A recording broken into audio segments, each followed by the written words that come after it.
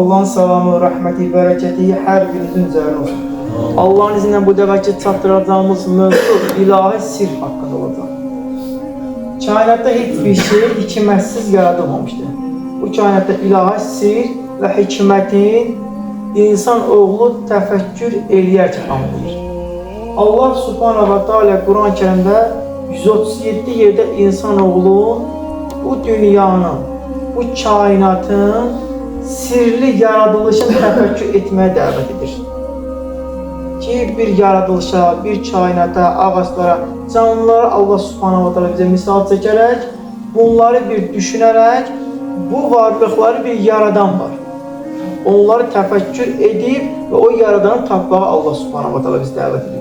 Çünki biz ağıl nöqtə-i cəhətdən bunlara yaxınlaşmıyorsak, bu sirli kainatı biz açıqlayanlarıq. Çünki elm bir nöqtədə artıq dayanır. Elm o sirləri açmağı mümkün deyil.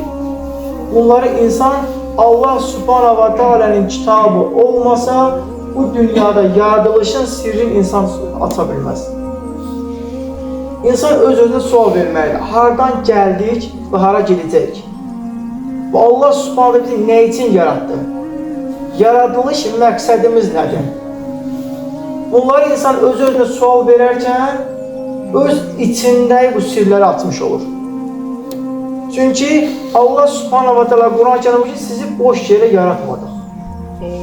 Sizin hesaba çəkilmədən canınızı alacağınızı zənn edirsiniz. Yəni bunları təfəkkür edin və bu sirli kainatı açıqlanmağın sizi özünüz tapa bilərsiniz. Ən xüsusi olaraq biz baxdığımızda Allah Subhanahu wa Ta'ala ilk əmri oxu ilə başlayır. İnsan oxuyarkən bədən əzaları və kainatı təfəkkür edir. Biz baxdığımızda əllərimizi Allah Subhanahu wa Ta'ala'nın istəyi ilə istifadə edəriksə xeyrə gedər. Gözümüzü Allah Subhanahu wa Ta'ala'nın istədiyi yerə sərf edəriksə ən sərfəli göz olar. Və qiyamət günü o dəyməmiş gözlərdən olar. Ayağımızı harama deyil, Allah'ın halal qoyduğu yollara sərf edəriksə qiyamət günü bizi cənnətə götürəcək bir ayaqlardan var bize. Və bizim ən ələxus, ən çox işlətdiyimiz bu dil orqanı. Bəzən bunun düşünmürük. Bu orqanın necə işlədiyin, bunun sirrini biz bəzən aça bilmirik. Çünki yetərincə yaxınlaşmırıq onlara, səthi olaraq keçirik. Biz baxdığımızda Allah Subhanahu wa Ta'ala Quran-ı Kərimdə Zəkəriyyə Aleyhisselamı misal çəkir bizə. Zəkəriyyə Aleyhisselam Allah Subhanahu wa Ta'ala evlad istəyir. Allah Subhanahu wa Ta'ala deyir ki, sənə bir evlad verəcək. Zəkəriyyə deyir ki, ya Rəbbim, mənim özüm yaşlı, həyat yoldaşım da taqətdən düşmüş halda necə bunu verə bilərsən? Deyir ki, bu Allah'ın bir nişanəsidir. Zəkəriyyə Aleyhisselam deyir ki, ya Rəbbim, evladının olacağın işarəsi mənə bildir. Onun işarəsi nədir? Allah Subhanahu wa Ta'ala deyir ki, dilin tutulacaq. Zəkəriyyə Aleyhisselam 3 gün danışa bilmir. Biz baxdığımızda o dil orqanına danışmaq qüdrətini verən Rəbbimizdir. Yaradılmış canlıların hər birində bu dil var. Və hər biri bu dil orqanını istifadə edir. Amma ondan danışmaq və gözəl söz çıxartmağı yalnız insana verir. Bu sirli orqanı sadəcə insan açıqlaya bilir. Xeyrə istifadə edə bilərsə xeyr qazanır, şərə istifadə edə şər qazanır. Və Zəkəriyyə Aleyhisselam 3 gün danışa bilmir. Və insanlarla əl və qol hərəkətləri ilə danışır. Və ya biz baxdığımızda insan orqanlarının qəlbimizə, qəlb ət və qandan ibarət bir ət kütləsidir. Başqa bir şey deyil. Amma bu sirli varlığa baxdığımızda bu sevə bilir, nifrət eləyə bilir, kin saxlaya bilir, düşmançılıq eləyə bilir, insanlarla gözəl danışa bilir.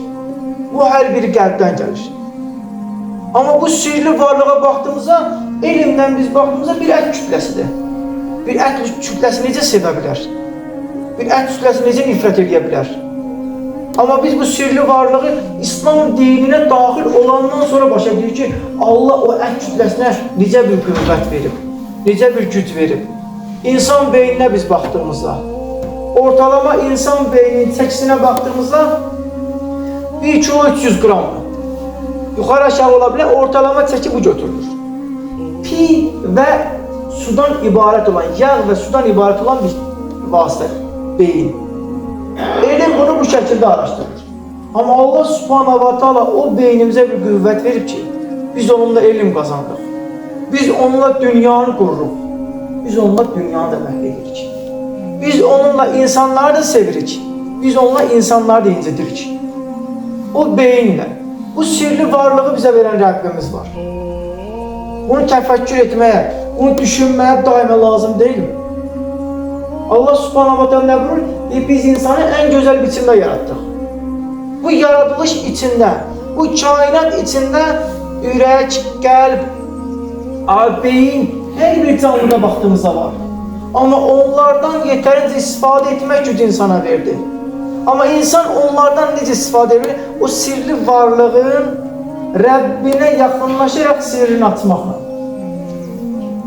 Çünkü sen Rabbe yakınlaşmasan sadece bir ət kütlesi bilərsən bunu. Ət kütlesinden başka bir şey değil.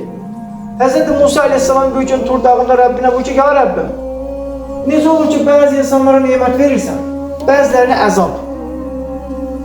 Allah Subhanahu wa Taala buyurdu ki, Musa, benim ettiğim işlerim sen açığa çıkmadan hikmətini bilməzsən. Bağlı olduğu müddətcə onlar sirlidir. Onlar açığa çıktığında sen bilirsən. Allah Kur'an-ı Kerim'de buyurur, insanoğlu deyir, sizin xeyir bildiklərinizdə şər bildiklərinizdə xeyir var. Allah bilir, siz bilmirsiniz. Biz bəzən bir iş olur, sadece onda xeyri görürük. Ama halbuki onda bir şər gizlənir. Biz bu qıssayla Musa Peyğəmbərin qıssasından baxırıq Kur'an-ı Kerim'də. Allah Subhanahu wa Taala Musa Peyğəmbərə elm öyrənməyə yolladı. Çünki Musa Peyğəmbər buyurdu ki, ya Rabbim, mən elmim var. Allah Subhanahu buyurdu ki, sənin elmin bir qısımdır. Sen sirli elmi, ləbdun elmin bilmirsən. Allah Subhanahu Musa Peyğəmbəri Xızır Peyğəmbəri yanına yolladı. Və biz baxdığımızda onunla deyə bir yer qət edirlər. Hadisələr olur. Və bu hadisələrin ehtibasında Xızır Peyğəmbər Musa Peyğəmbərə deyir ki, sən mənim etdiyim işlərin sirrin bilə bilməzsən. Sadəcə olaraq təslimiyyət lazımdır. Əslində Allah Subhanahu wa Taala burada bizə hissə çəkir. Yəni ey qulum, mən sizə verdiklərimi siz nə üçün verdiyimi, nə üçün aldığımı bilməzsiniz. Siz sadəcə səbr edəsiniz. Amma biz edə bilmirik. Mal çıxır əlimizdən, heyfsilənirik. Evlad çıxır əlimizdən, heyfsilənirik. Evladımız olur, sevinirik. Halbuki xeyirli və zərərli olduğunu bilmədiyimiz halda. Və Musa Peyğəmbər bu sirlərin açığa çıxmağın səbr edə bilmir. Nə deyir? Deyir, sən bunları əbəs yer etdin. Sən insanlara zülm edirsən. Bugün də var, bəzi bizdə var. Nə deyir? Allah insanlara zülm edir. Allah varsa niyə qan tökülür? Allah varsa niyə uşaqlar ölür? Halbuki Allah Subhanahu wa Taala dedi ki, mən insana ağıl deyə nemət verdim. Və seçmək də insana verdim. Bugün qan tökmək işi Allah Subhanahu wa Taala'nın razılığı ilə deyil, insan seçir onu. Sən istədiyindən dolayı Allah Subhanahu wa Taala bunu sənə verir. Amma bunu sirlərin biz bilmədiyimizdən dolayı birbaşa günahkar veririk. Qarşımızda şəxs. Və Hz. Musa Peyğəmbər də bu şəkildə oldu. Və Xızır Peyğəmbərlə yol getməyə qət edə bilmədi. Və Hz. Peyğəmbərimiz sallallahu aleyhi ve sellem ki, əgər mənim qardaşım Musa səbr etsəydi, biz Xızırdan daha nələ qədər sirli bir şeylər öyrənərdik. Halbuki Musa Peyğəmbər səbr edə bilmədi. Bugün biz də o şəkildə. Allah Subhanahu wa Taala nemət verir və nemət verə-verə gedir. Və bəzən bizim o nemətimizi haqq hesaba çəkmək üçün imtahan verir. İmtahanda artıq səbr edə bilmirik. Deyir, onlara gərək xeyir gəldi, sevinirlər. Elə ki, onlara ziyan gəldi, üzülürlər. Elə ki, onlar dənizdə fəlakət üz verir, kədərlənirlər. Buraya çıxan kimi sevinirlər və bu ilə bu özümüzdən oldu. İnsanoğlu bu qədər düşüncəsi çox qısıtdır. Öz Rəbbinin o nemətləri üçün təqdir. Bizim xəlbətdə verdiyimiz bir sirrimiz var mı? Bəli. Xəlbətdə heç kimin bilmədiyi bir Rəbbimiz bilir, bir biz. Sədəqələrimiz. Biz Rəbbimiz bilir, bir biz. İnsanlarla münasibətimiz. Bunlar nə vaxt ortaya çıxır? Qiyamət günündə. Qiyamət günündə elə insanlar var, sevinəcək, elə insanlar var, kədərlənəcək. Bir hədisi nə vurur ki, oruclunun iki anı var. İki sevinç anı. Bir sahur etdiyi, iftar etdiyi vaxt, bir cənnətdə Rəbbin ona verdiyini gördüyəm.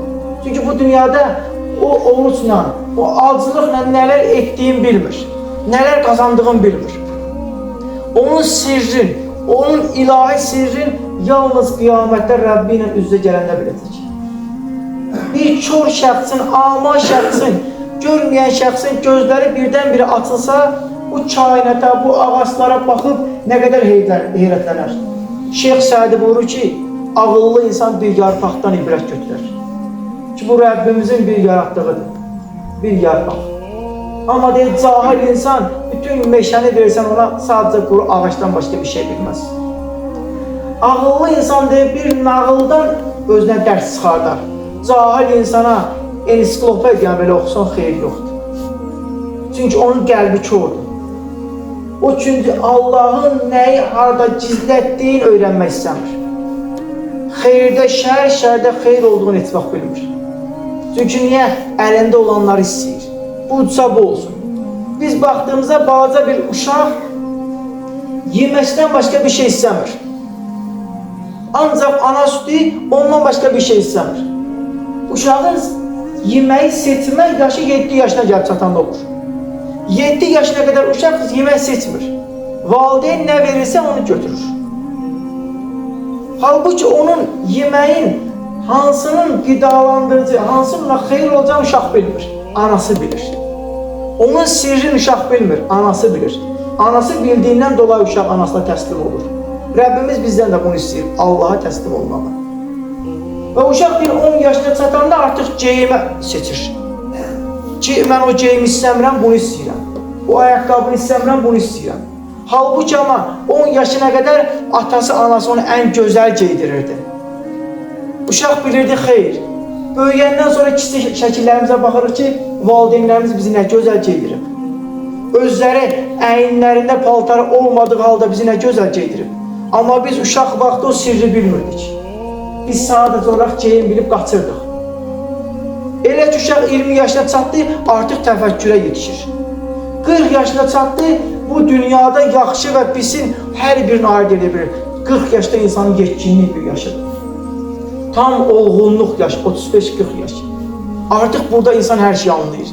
Və bu yaşı keçəndən sonra insan hər bir şeyin boş olduğunu anlayır. Necə ki, bir uşaq 5 yaşında, 10 yaşında oyuncağı sevərək oynadırdı, amma 20 yaşında artıq ona boş bir şey gəlir. Artıq ləvazimat gəlir onun şkaflarında. Yığıb bir kənara atmaq istəyir. İnsan da 40-50 yaşında, bəzən insan onu tez yetişir. 30 yaşında çatır ona.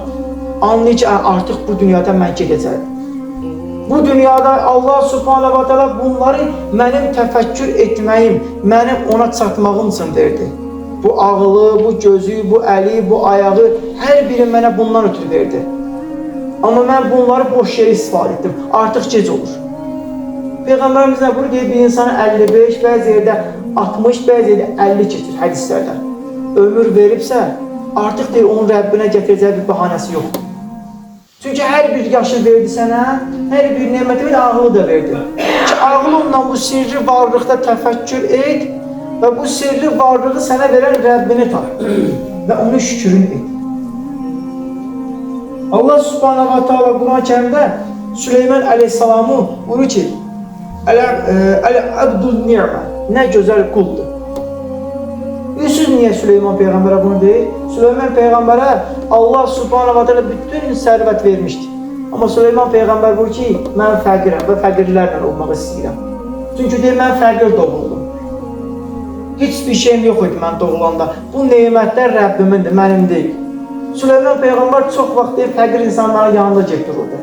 Və Allah Subhanahu Ta'ala buyurur ki, o nə gözəl quldur. Əl-Abdu Ni'mə, o nə gözəl quldur. Niyə? Çünki qullarla bərabərdir. Var dövlətin kənara. Çünki bunlar əlindən çıxacaq. Bizi də Allah Subhanahu son nəfəsimizə qədər mal, mülkə deyil, Rəbbimizə bağlanan bir qullardan etsin. Allah gözlərimizə elə bir nur versin ki, həqiqəti görək. Allah subhanahu ta'ala qulaqlarımıza elə bir nur versin ki, haqqı eşidək. Allah subhanahu ta'ala qəlbimizə elə bir nur versin ki, haqqı dərk edək.